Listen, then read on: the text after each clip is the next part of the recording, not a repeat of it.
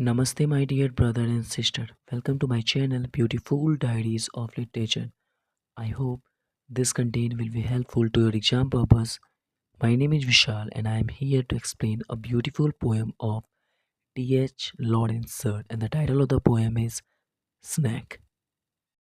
तो चलिए बिना समय गंवाए हम स्टार्ट करते हैं हमारी आज की पोएम जिसका टाइटल है स्नैक। सबसे पहले मैं तो आपको बता देना चाहता हूँ कि स्नैक एक वेनमस होती है। अब वेनमस और पॉइजनस में डिफरेंस क्या है, इसके बारे में मैं आपको इंट्रोडक्शन दे देता हूँ। वेनमस वो इंसेक्ट होती है जो बाइट करती है या तो स्टिंग करती है और अपने वेनम को दूसरे के बॉडी में इंजेक्ट करती है। वही पॉइजनस वो इंसेक्ट होती है जो कुछ खाने के दौरान या इनहेल करने के दौरान या तो टच करने के दौरान अपने पॉइजन को किसी के बॉडी में इंजेक्ट करती हैं। उसे हम पॉइजनस कहते हैं। तो यहाँ पे हमारी स्नैक वेनमस में से आएगी, ना कि पॉइजनस में से। तो चलिए स्टार्ट करते हैं हमारी आज की पोएम, जिनको लिखने का काम डी.एच. लॉरेंस सर ने किया है।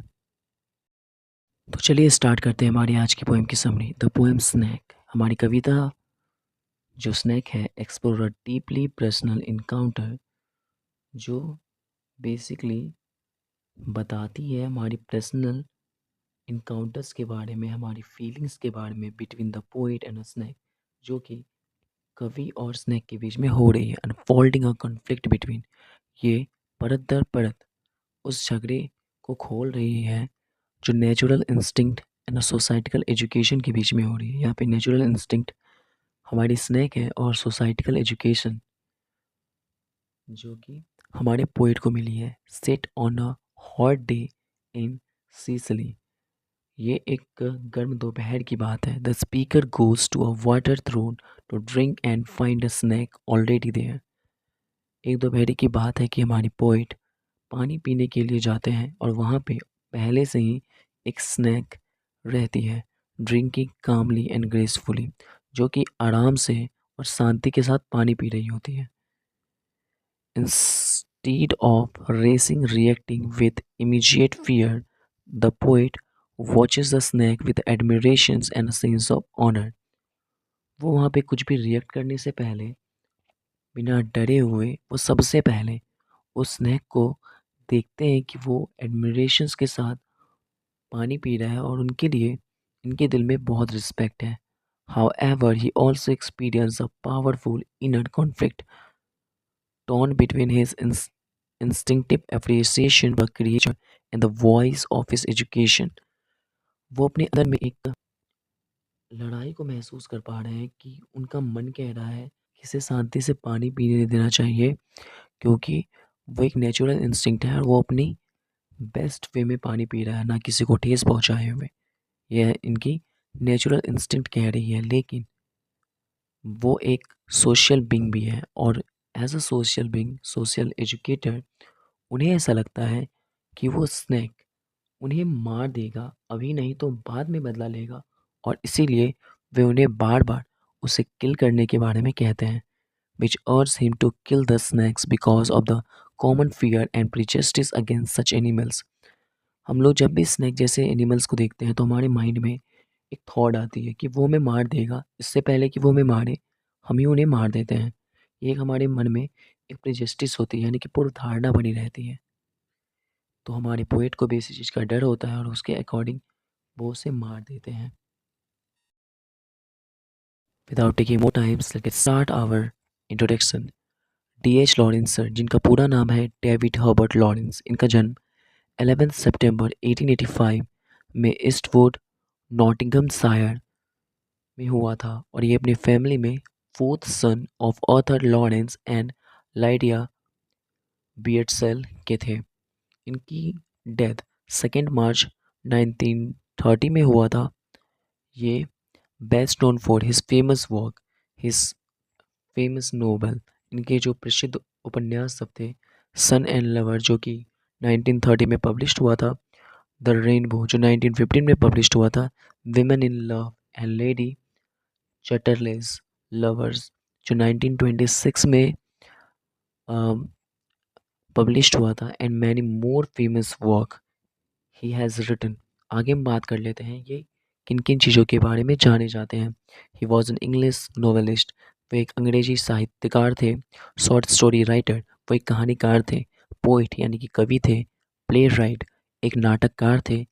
लिटरेरी क्रिटिक यानी साहित्यिक आलोचक थे। ट्रैवल राइटर, यात्रा लेखक थे। एसेइस्ट, निबंधकार थे। एंड पेंटर यानी चित्रकार थे।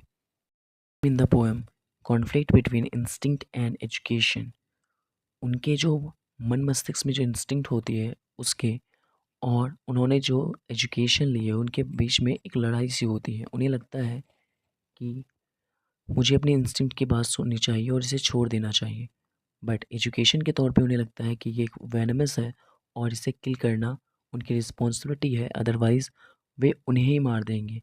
मैन वर्सेस नेचर, यहाँ पे एक मनुष्य की प्रकृति के साथ तालमेल को दिखाई गई है। गिल्ट एंड रिमॉर्स, गिल्ट, वे अपने आप को दोषी मानते हैं। रिमॉर्स का मतलब होता है जब आप कोई वैसा काम कर दो जिसके लिए आपको गिल्ट पे गिल्ट फील होता चला जाता है और वे उस एक्शन के लिए आप हमेशा माफ़ी मांगते हो, उस चीज़ को दिखाती है। कॉलोनियल एंड कल्चरल कंडीशनिंग, हमारी कल्चरल कंडीशनिंग के अकॉर्डिंग हमें छोड़ देना चाहिए तो कॉलोनियल के अकॉर्डिंग हमें उन्हें मार देना चाहिए, क्योंकि वो वेनमस है और वो हमें कभी भी वाइट कर सकती है। Symbolism of the snake, wisdom, nobilities and danger, यहाँ पे स्नैक के सिंबोलिज्म के बारे में बात किया गया है कि वो दयालुता को दिखाती है, वो नोबिलिटी को दिखाती है, इवन वो डेंजर को भी शो करती है। तो चलिए हम बात कर लेते हैं हमारी पोएम के की नोट्स के बारे में, जो आपको पोएम को और भी बेहतर तरीके से समझने में मदद करेगी। The speaker dressed in pyjamas due to the heat approaches of water through, वहाँ पे इवन पानी की वजह से जो भी हीट जनरेट हो रही थी या फिर मौसम के हॉट होने की वजह से जो भी हीट जनरेट हो रही थी उससे थोड़ी बहुत उन्हें राहत मिलती है और वो पैजामा पहन के पानी पीने को चले जाते हैं। ही नोटिसेस अ येलो ब्राउन स्नैक, वो ध्यान से देखते हैं तो उन्हें महसूस होता है कि वहाँ पे एक पीली भूरी कलर की सांप है। During water quietly and respectfully, जो पानी बहुत आराम से और ध्यान से पी रही थी। From his throw the setting is serene, described with the shade of a crop tree and gentle dripping of a water, the snake behave in a calm and unthreatening manners. वहाँ पे स्नैक कुछ इस तरह से बैठी और पानी P रही थी कि उससे पोइट को किसी भी तरह का भय नहीं हो रहा था। द कॉन्फ्लिक्ट, अब यहाँ पे हम बात कर लेते हैं कि पोइट के इंटरनल कुछ कॉन्फ्लिक्ट हो रही है। while the speaker is fascinated by the snake's grace, वैसे तो जब उस नेचुरल बिहेवियर को देखते हैं पोएट तो उन्हें बहुत ही अच्छा लगता है। And natural behaviour, he is also influenced by the voice of his education, even वो ये भी समझते थे कि वो जो स्नैक है वो वेनमस है और वो उनके नेचुरल बिहेवियर को भी देख रहे हैं और उन्हें ये डिसाइड करने में बहुत दिक्कत हो रही है क्या करना चाहिए, इसे मार देना चाहिए या छोड़ देना चाहिए। और लास्टली वो डिसाइड भी कर पाते हैं। A voice that tells him snakes are dangerous and must be killed, उनके इंटरनल थॉट से एक आवाज़ आती है जिसमें ये कहा जाता है कि सांप बहुत खतरनाक होते हैं और उन्हें मार देना चाहिए। This conflict reveals the poems central theme, और यहाँ पे हम लोग इस पोएम के सेंट्रल थीम के बारे में बात करते हैं कि ये पोएम किस चीज़ के बारे में है। The tension between natural instinct and societal condition, एक नेचुरल इंस्टिंक्ट के बारे में और एक सामाजिक परिस्थिति के बारे में। जब हम किसी वेनेमस थिंग्स को देखते हैं तो हमारे मन में कैसे थॉट आते हैं, हमें उस समय क्या करना होता है, इस चीज़ के बारे में। The speaker even debates his feeling, यहाँ पे स्पीकर यानी कि पोइट अपने फीलिंग्स के बारे में बात करते हैं और कहते हैं was it कावर्डाइज that stopped him from killing the snake, वो कह रहे हैं क्या कायरता रह रही है जिसकी वजह से वो स्नैक को मार नहीं पा रहे हैं। Was it perversities that made him want to talk to the snake, उनकी क्या मजबूरी रही होगी कि वो उस स्नैक से बात करना चाह रहे हैं, वो उससे बातें कर रहे हैं, वो उन्हें मार नहीं पा रहे हैं। Was it humilities that made him feel honored by its presence, आखिर स्नैक की क्या ह्यूमिलिटी है कि वो उसके प्रेजेंस को होने देने को अच्छा कहती है, उन्हें कह रही है कि इसे क्यों नहीं मारना चाहिए, क्यों उसके लिए इसको इनको इतना प्यार आ रहा है, इसके बारे में बात करती है। पॉइंट की नोट्स का है द रिग्रेट, यानी कि उन्हें आत्मग्लानि होती है as the snake finishes drinking and begin to retreat into a dark hole। वहाँ पे स्नैक अपना पानी कंप्लीट करके वापस अपने उस होल में जा रहे थे। The speaker acting on impulse and same throat lot at it. The snake escape, but the act fills the speaker with a deep remorse and self-disgust. He immediately regret his action, calling it petty, vulgar, and a result of his accused human educations। वहाँ पे उन्हें regressions feel होने लगता है कि एक snack जो पानी पी के आराम से अपने होल की ओर जाने वाली थी, उन्हें उन्होंने मार दिया है। यहाँ पे दो टर्म्स आई है, रिमोर्स। रिमोर्स का मतलब होता है, एक गिल्ट होता है, एक रिमोर्स होता है। गिल्ट का मतलब होता है कि जब आप कोई काम करते हो, आपको अच्छा नहीं लगता, आपको गिल्ट महसूस होता है। रिमोर्स वो स्टेज होता है जब आप रियलाइजेशन करते हो कि आपने जो करा वो बिल्कुल सही नहीं था और वो बिल्कुल ही गलत था। आपको हमेशा अपने आप पे शर्मिंदगी फील होती है। इवन आप खुद से आंखें नहीं मिला पाते हो, लाइक इस तरह का वर्ड। आगे हम बात कर लेते हैं।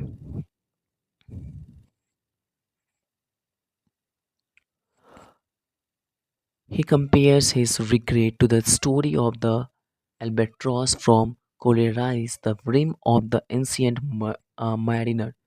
वो अपने रिग्रेट को एक कंपैटिबिलिटी के साथ एक कहानी से जोड़ती है, अल्बाट्रॉस की, a symbol of guilt for killing an innocent being. उनके अकॉर्डिंग स्नेक ने उनका कुछ भी नहीं बिगाड़ा था, तो उन्हें ऐसा लगता है कि उन्हें नहीं मारना चाहिए था। उनका नेचुरल इंस्टिंक्ट ऐसा कहता है और इसलिए इनको यहाँ पे रिग्रेट फील हो रही है। फाइनल रिफ्लेक्शन के बारे में बात कर लें तो the poem closes with speaker feeling he has lost something sacred. Poet को ऐसा लग रहा है कि उन्होंने कुछ पवित्र चीज खो दी है, जिसके बारे में उन्हें लूज लूज सा फील हो रहा है। He refers to the snake as a king and exile. उनके अकॉर्डिंग वो स्नैक एज अ किंग की तरह बिहेव करता है, नोबल बीइंग, एक ऐसा बीइंग जिनके एग्जिस्ट होने पे किसी को कोई फर्क न पड़े, इवन वो हमारे लिए फ़ायदेमंद है। That did not deserve his hostilities, जो उनके हॉस्टिलिटी को डिजर्व नहीं करती है। He feels he has missed a rare chance to connect with one of the lord of the life. उन्हें ऐसा लगता है कि जो वेनमस होने के बाद भी इतनी क्वाइटनेस, अपनी इतनी रिस्पेक्टफुली वे को रिप्रेजेंट कर रही थी, उन्हें उन्हें मारना नहीं था। उनके साथ एक कनेक्टिविटी उन्हें बिल्ड करनी थी, जिसकी वजह से वो नेचुरल इंस्टिंक्ट को और बेहतर तरीके से समझ सकते थे। And believes he how has a sin to atone for a pettiness that he must expiate expiate। वो इवन वो जानना चाहते थे कि कैसे एक जो नेचुरल बीइंग होती है ना, वो कैसे हमें हार्म करती है, इवन वो ऐसा क्यों करती है। या फिर हम बात कर लेते हैं कि जब वो कोई शांत होती है, उन्होंने हमारा कुछ बिगाड़ा नहीं होता है, तो हम उन्हें क्यों मारते हैं। क्यों एजुकेशनल थॉट के अकॉर्डिंग हमें ऐसा लगता है कि वो हमारे लिए फ़ायदेमंद नहीं है, वो हमें लॉस करेंगी, इवन वो हमें मार देंगी। ऐसे थॉट्स की वजह से, इवन उस डर की वजह से पोएट ने जिस तरह से उस स्नेक को मारा, ये उन्हें एक गिल्ट में धकेल रही है। वो उनके लिए हमेशा रिमॉर्स फ़ील कर रहे हैं। तो चलिए इस पोएम के निष्कर्ष के बारे में भी बात कर लेते हैं। In snakes D H. Lawrence urge reader to question societal norms and listen to their instinct। यहाँ पे D.H.. Lawrence sir societal norms को क्वेश्चंस करते हैं और कहते हैं कि जो हमें कुछ भी नहीं कर रहा, उन्हें हमें हार्म करने की भी कोई ज़रूरत नहीं होती है। अगर ऐसी कंडीशन आए तो हमेशा हमें अपने इंस्टिंक्ट की सुननी चाहिए, ना कि सोसाइटिकल नॉर्म्स की। The poem present the snake notes as a threat but as a majestic peacefully creatures. उन्होंने स्नैक को बिना किसी गलती के मार दिया। इवन उन्हें ऐसा फील हो रहा है कि वो एक पीसफुल क्रिएचर्स है, ना कि harmful. The speaker's act of violence against it symbolize. यहाँ पे स्पीकर यानी कि कवि जो है, वो वायलेंस के अगेंस्ट अपने आप को दिखाते हैं कि हमने जो किया वो वायलेंस था, वो सही एक्ट नहीं था। It symbolize humanity's tendency to destroy what it does not understand. वो कहते हैं कि जो हम मनुष्य समझ नहीं पाते हैं, हम उन्हें बर्बाद कर देते हैं या डिस्ट्रॉय कर देते हैं। इवन हमें ऐसा लगता है कि हम उनके साथ कनेक्टिविटी नहीं बिठा पा रहे हैं, इवन वो मुझे मार ही देंगे और हम उन्हें पूरी तरह से डिस्ट्रॉय कर देते हैं। हम ये भी नहीं सोचते कि उन्होंने जो किया या जो भी वो कर रहे हैं, वो फ़ायदेमंद है, कैसा है, नहीं है, इसके बारे में हम बिल्कुल भी नहीं सोचते हैं। आगे हम बात कर लेते हैं। Lawrence's powerful imaginary and emotional depth make the poem a profound commentary on the loss of connection between human and natures. या लॉरेंस अपने पावरफुल इमेजिनरी थॉट को इमोशनली डेप्थ करता है और कहता है ये पोएम वो उन्हें ये कहने पे मजबूर करती है कि उन्होंने नेचर स्लॉट के साथ अपनी कनेक्शन को बिल्ड नहीं कर पाया और इवन वो उन्हें समझ नहीं पाए और लास्टली उन्होंने उनकी हत्या कर दी। तो इसी के साथ हमारी आज की पोएम की एक्सप्लेनेशन एंडिंग होती है। अगर आपको इसी से रिलेटेड और वीडियोस चाहिए या आपको अदर वीडियोस के एक्सप्लेनेशन वीडियोस और शॉर्ट टर्म में चाहिए जिससे कि आप कम समय में किसी भी टॉपिक को अच्छे से समझ पाओ, तो आप मुझे कमेंट कर सकते हो। Thank you guys to hear my words. Thank you so much.